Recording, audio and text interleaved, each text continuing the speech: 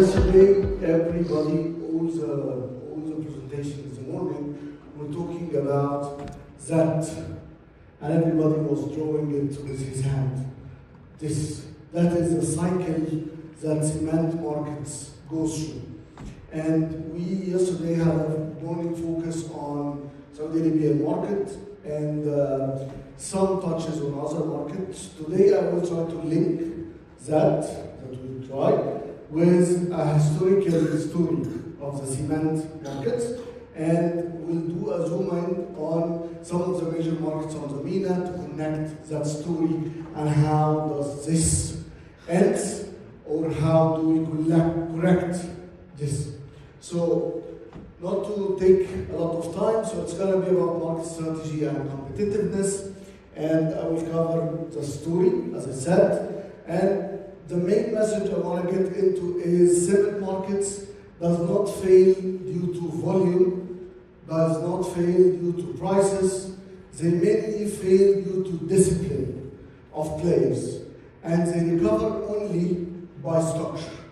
And this is not one case, not 1 year, not one country, not one incident. This is the history of the cement industry all the time, every time. So, to simply put it, that is the story. You have everywhere a start of a high growth and licensing expansion. It depends which timeline you are in.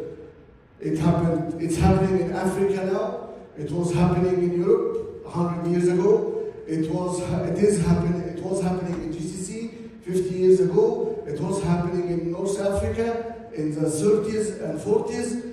This happens everywhere. So CAGR is increasing, growth is increasing, licensing goes on, and everybody starts to build cement plants. We go to phase 2, where we feel that the capacity is short, and we want to build more, and we see that our development paths are promising, and the country is going to grow more. So we give more capacity, because we want to catch up on that. So we move eventually to phase 3, everywhere where we have oversupply and demand, of course, has stabilized because demand has a limit to it. Yesterday there was in the morning session, in the panel 1, there was a question of why do we overbuild cement plants?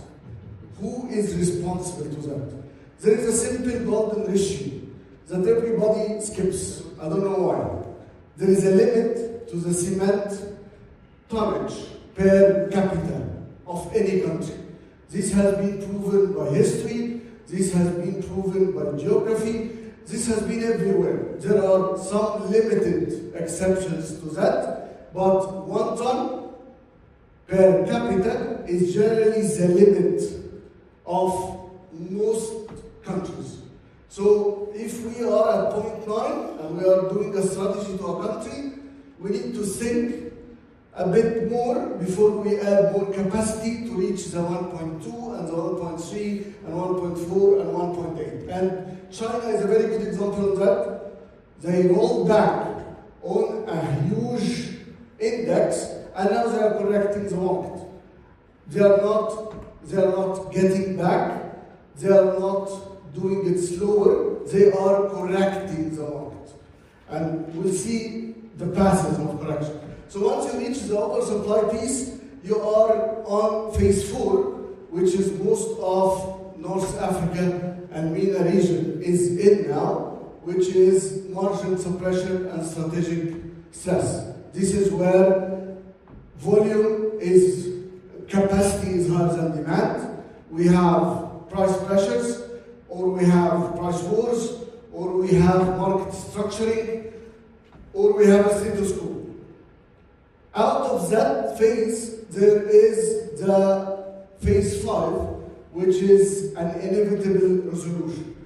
The first time I witnessed that was in Tarmac, UK, and then this move, I've seen that since then. This was 2005, 2004, and since then I've been seeing it in every market. Everywhere I've worked on cement, I've seen that cycle happening. From phase 5, the correction passes, you have 3 passes. One is government intervention. Second is consolidation. Third is status quo. And from the markets we have in Middle East, I've used 3 countries. Each of them is in one of those phases. The focus will come at the end of the presentation when I look at Saudi Arabia, UAE, and Egypt. Each of them is in one of these correction phases. So this is simply that. And why does that re-happen? Because after this correction, CAGR will improve, margins will improve, and governments will give back licenses, and there will be new building. And again, we'll get into phase 2, then phase 3, then phase 4. So scientifically, what happens is that you have a growth, so demand drives investment. Then you have a catch-up, where capacity is racing to follow the demand. Then you start to have oversupply, and this is where this strong decisions need to be made, and we'll come to that in the next slide. And then the stress, this is where we all, as producers, are living in different countries at different times. Anyone who has operated a cement plant will remember an area or a zone, a time zone, where he had to adapt for lower demand at some point of time. Then resolution comes in different shapes. So every market passes through all 5 phases, only time is different. So this is where the wrong decisions are made, or where the hard decisions are required. Where demand is moving up,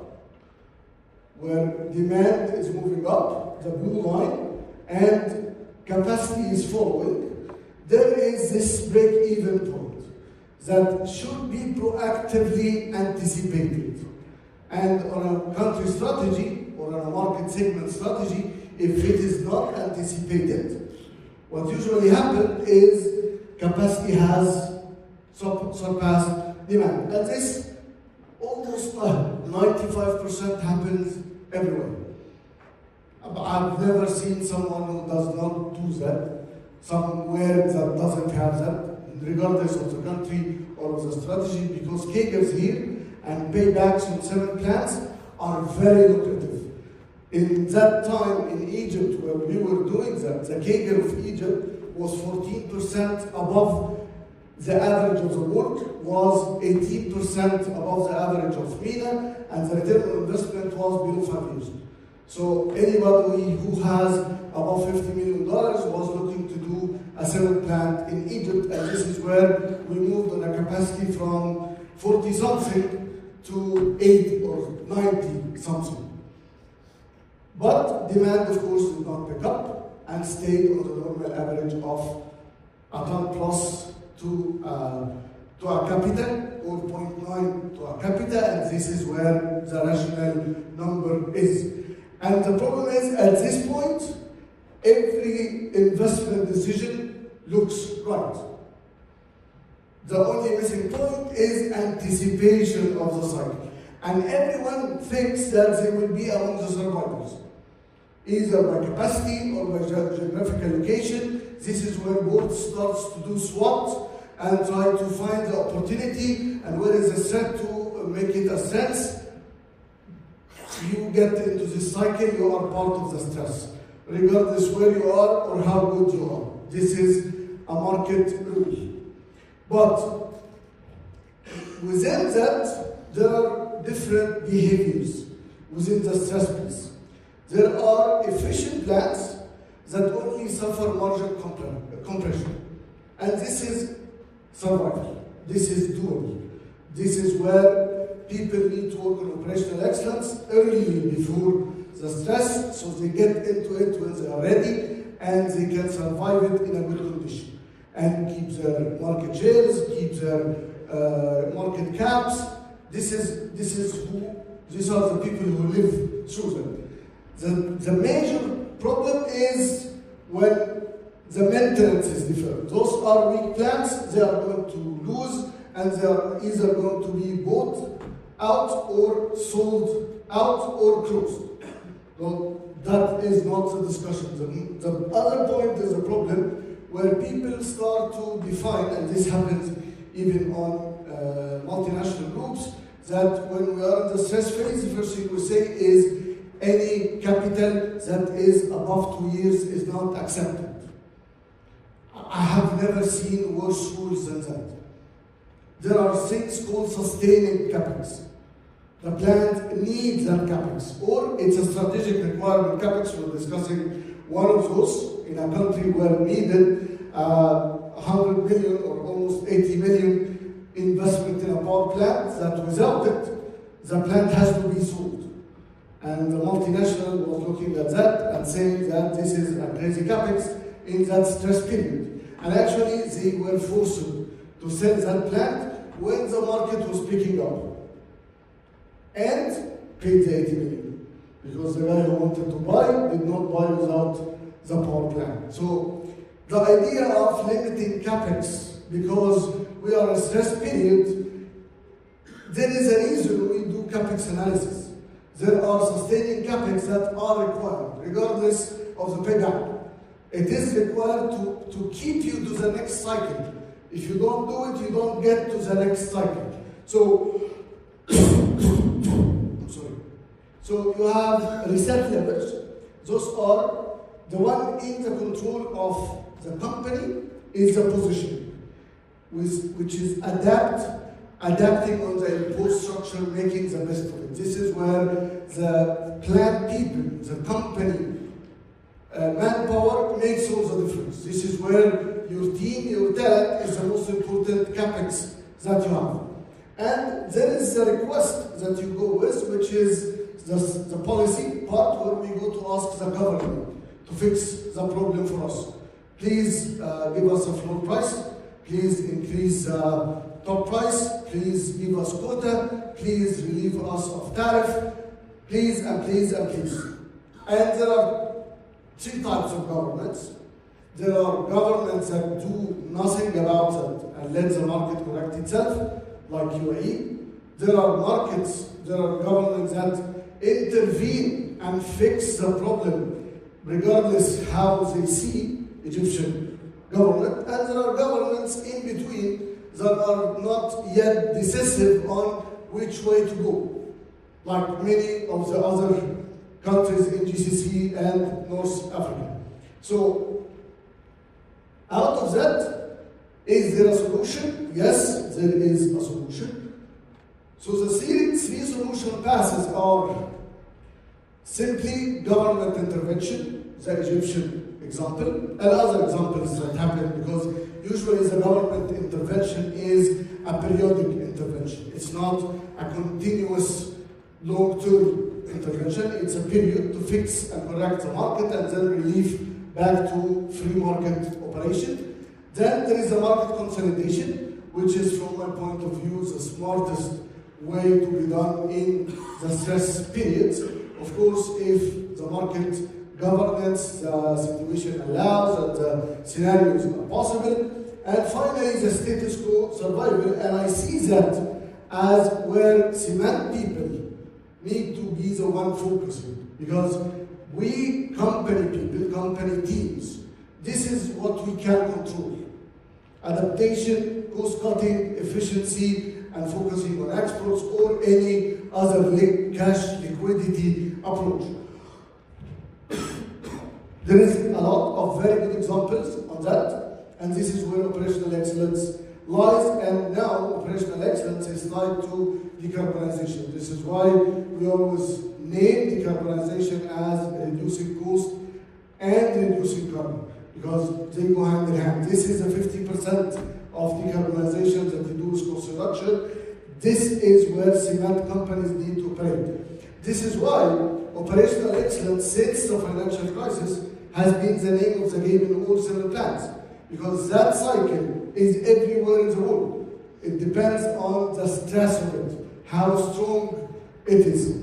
Those two other sides, government intervention and market consolidation, The worst thing about government intervention is, of course, depending on who does the strategy of government intervention, but it always has an agenda for it. It's not your own. It's not a company decision.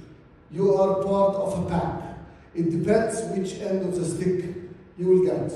It's policy, it's politics, it's pressure, and it's lobbying. And it depends where you are. The second one, the market consolidation, is size dependent. So if you were lucky, you were one of the big capacities in the market, you are most probably on the ruling part. The only thing that is 100% in the hands of any CEO is this one. And this is where you can actually make change and choose your path. And I have survived a similar position, and it was really a strong tool that gave the company that was operating on that level the choice not only to choose what they were doing, but to define the rest of the market what they should be doing. Because it is your decision. So, yeah. So that mapping looks like that. The GCC is managed phases 4 to 5. The North Africa size is in oversupply 3 to 4, and the Sub-Sahara is in phases 1 to 2.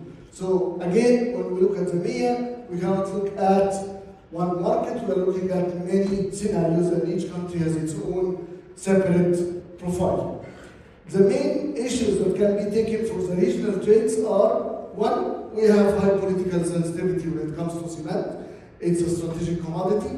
It's not easy for countries to deal with its issues, and usually they are either neglected or silenced or kept in as business as usual, or they change as a bleeding source for the government. We fix it by covering it. Then limited tolerance for closures. There is a big deal in our region on closing a company.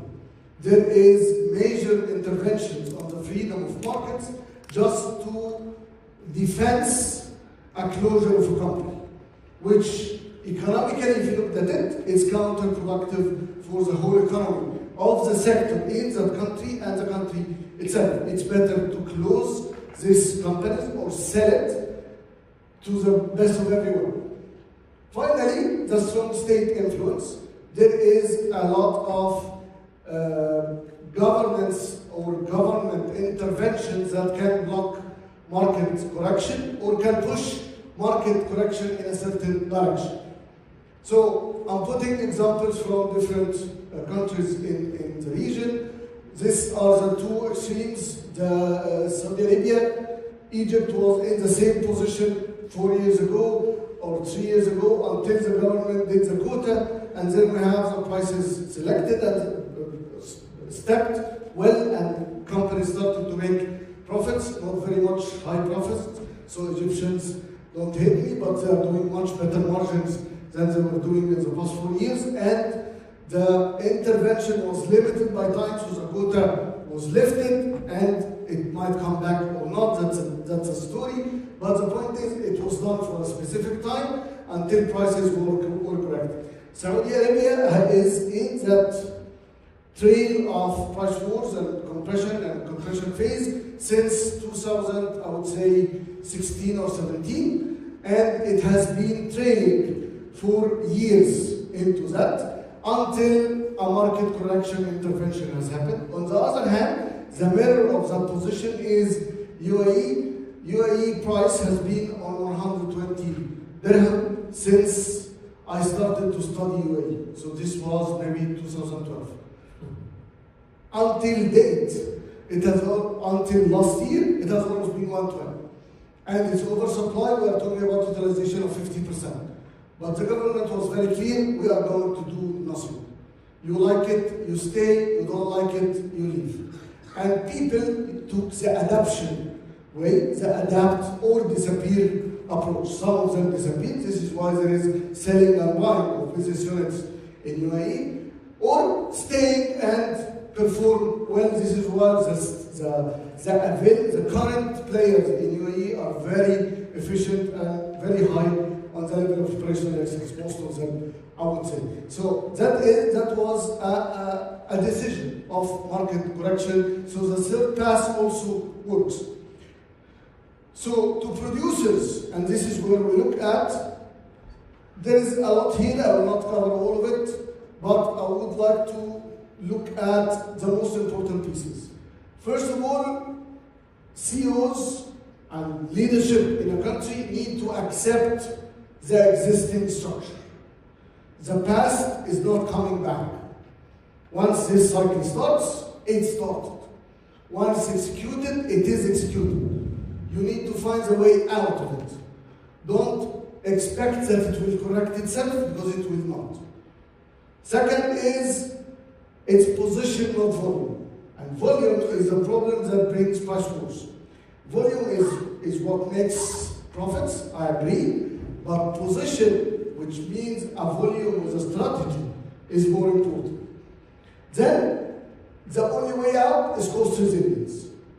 The only thing that a company in that scenario controls is cost reduction, operational excellence. That's it. Preserve capital discipline, the idea of capex limitation, because we are on a stress period, you have been making profits before. If you want to make profits in the future, you need to fix the plans properly.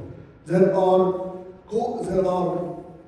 capexes that are required for survival.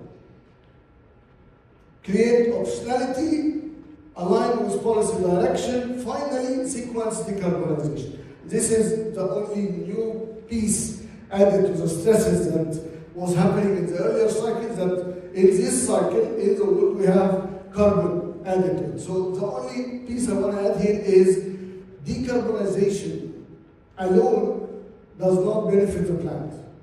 Decarbonization in a sequential technology roadmap helps the plants well. The only way to achieve decarbonization without an expansion, in an uncontrolled expansion in your cost and a negative impact of the capex, is to do it in sequencing, to do it in a prioritized technological roadmap. If this is not done, decarbonization will always be on the cost side and will also have negative effects on how you operate. Finally, last slide is cement markets do not fail because demand falls.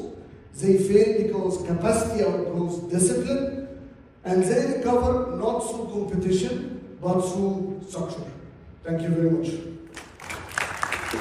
Thank you very much, Amr. Very well delivered. Fascinating topic, and one that's very relevant. If I just take one comment, what would be the main policy interventions that you would advise the Saudi government now to support and reset the Saudi industry? Really? That's your question? Okay.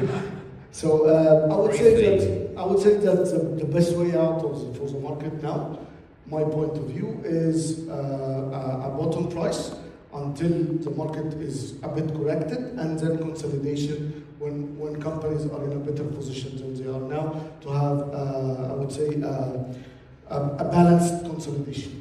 So we saw some consolidation. I think Qasim and Hayek was the only successful one, and others have not been successful. What do you think could help improve the situation on that front? You have two sides of the equation. You have strong companies that are very strong currently versus weak companies. So there is some bullying on their position, because they are much better on a stock value now. So this is why I'm saying that a bottom floor price first will correct the market. We'll get companies that are overweight to a normal way, and we'll get companies that have been crushed over the past 10, 12 years into a good position. Then consolidation can be more fair. Okay. Well, that's a fascinating topic, and you can speak with Amr later in the break. In their stand in the exhibition. But thank you very much.